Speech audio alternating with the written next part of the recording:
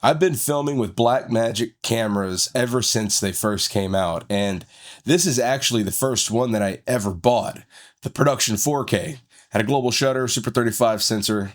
It was my first step into the world of cinema cameras, so to speak, from DSLRs, and I made a lot of money with this camera. And then I upgraded to the Pocket 4K, and that was a pretty good camera. And then eventually the Pocket 6K, which is right here over my shoulder. I think it's finally time for me to say goodbye to my Blackmagic cameras. I've decided to switch over to Sony, it looks like, FX6, and I'm excited about the change, but saying bye to Blackmagic's bittersweet, so I figured I might as well do a video on my camera rig back there, so this is what's on it. All right, so this is my Blackmagic Pocket Cinema Camera 6K. This one is the Pro version, right? It's got the built-in neutral density filters, and it's great. I have been relying a lot on the Polar Pro for most of my neutral density and filtration needs, and it's been pretty great. The one thing I don't love about the Polar Pro matte box system is there's no hard stops on the variable ND, so it's easy to get that weird blue X pattern over your footage sometimes if you're not careful. You really have to be tuned in to what this thing is doing so you don't get any color shift on any part of your image. Other than that, it works pretty great. Even though the filters are proprietary, I don't really see myself using a lot of filtration besides neutral density and mist, and that's what's in here now. I've got the VND 2 to 5 stop variable ND filter. And one more correction, I also use a polarizer. What's unfortunate about using a variable ND is you kind of lose the cool functionality of your polarizer because it's being used to give you that variable ND. So you kind of don't have all the full feature set of a polarizer when you're using it that way. So having built-in ND is pretty great.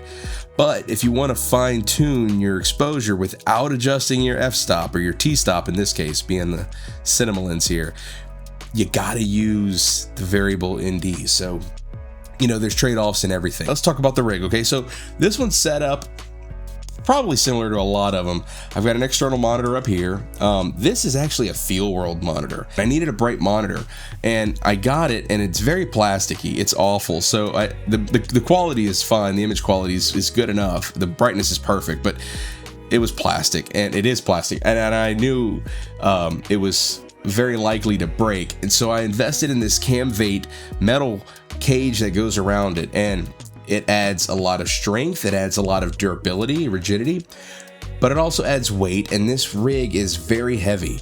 I haven't weighed it recently, but this is how much it weighs. I'll put it in, right here. That's how much it weighs, Not a light camera by any means, not the heaviest it could be, but that's it. I shoot this handheld all the time, and one client in particular I shoot handheld all day long, between 8 and 10 hours a day for 2 days, and that's every month, and I follow him around and I shoot handheld the whole time.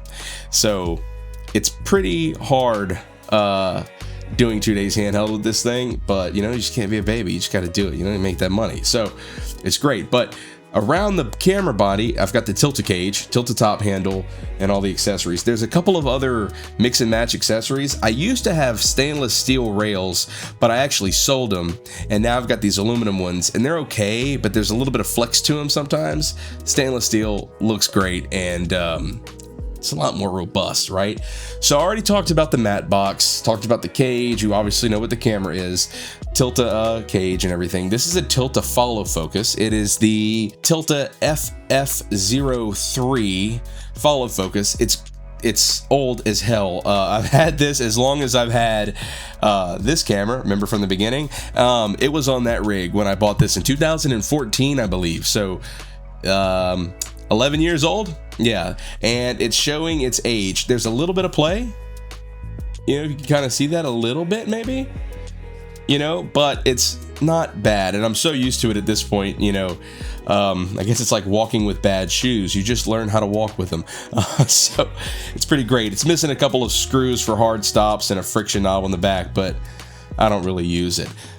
Sometimes I use this, sometimes I don't. If I'm trying to, obviously do precision focus, I'll use this, but a lot of times when I'm handheld and I'm having to rack focus between two subjects pretty frequently, I'll just reach over with my right hand and I'll actually throw the barrel right here, throw the focus with my right hand.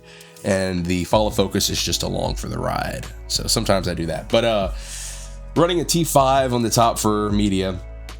In the back, I don't know if you could see this, but the screen is facing up. And I do that because it's easier for me to see my false color. See, I run a LUT through the camera on the HDMI out to the external monitor so I can get kind of an idea of what I want it to look like.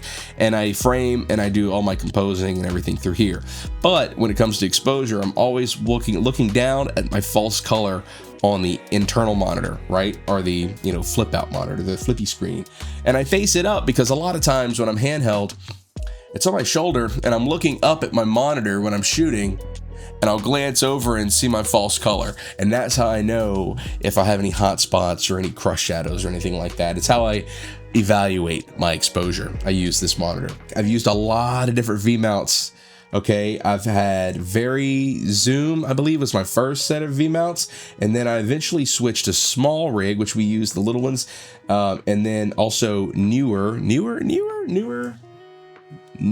I also have a multi D-tap out right here so I can run other accessories.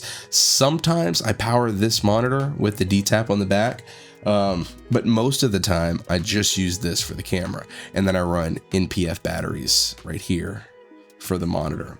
I don't use any hand grips. I don't use any shoulder pads. I pretty much run this thing metal to shoulder. So I throw it on my shoulder and that's how I rock and roll with it. I'm not really into the cushions. They get in the way. I can't move from tripod to shoulder very quickly. And I know there's like VTC plates or VCT plates or something like that, right? This is pretty much how I run the camera, right? My cheek's kind of up against the side of the cage right here. And then I got my hand right here. And, yeah, I know what you're thinking. Oh, your fingers are gonna get in the shot. They really don't. And I can kind of hold it almost like you would hold a, like a trombone. If you're ever a trombone player, you kind of get that grip in there. But you can get your fingers around this, 15mm rail situation right here. It's pretty great. And then, cheek here, hand here, follow focus here, and then I'll just tilt my monitor where I can see it, tighten it down, and then I run it like this. I pretty much watch what I'm doing here. And if I ever need to see my false color, I glance over and I look at my false color, and that's pretty much how I do it. And it's pretty good. I mean, if you're shooting short takes handheld, it's not that bad, or shorter scenes, but you could also do it for multiple days like I do sometimes. The FX6 should be a little lighter and a little less cumbersome, a little more clean, which will be nice. But for now, this will work. Anyway, this is the rig. It's got some okay curb appeal, I think, if that really matters. It feels fun to shoot sometimes, but I've never really was a fan of that body style, this DSLR body style, and it always kind of baffled me why a company who never made DSLR cameras would choose to make their cinema camera line look like a DSLR. But it pays the bills and it does really well, and I've pretty much gone through many iterations of camera rigs to arrive at this one, and this is probably going to be the last iteration I have before I switch over to Sony. I used to have a Zoom F6 on the back, so between the battery and the monitor, I used to keep that monitor up, right? And then I had an F6 sitting right here, and I had a bracket with a bunch of clamps on it to hold Sennheiser wireless lav mics. Here's a picture of what that used to look like. That was pretty cool too, right? But very bulky, a lot of XLR cables in your face and your cheek when you're handheld. Not great. Hope you enjoyed the video and you enjoyed seeing kind of a tour of my camera rig and what I use to make money. And if you got anything you want to say about it, like how bad you dislike it or how much you love it, let me know, because that's what makes us great, right? Our opinions. Y'all have a good one. See you in the next one.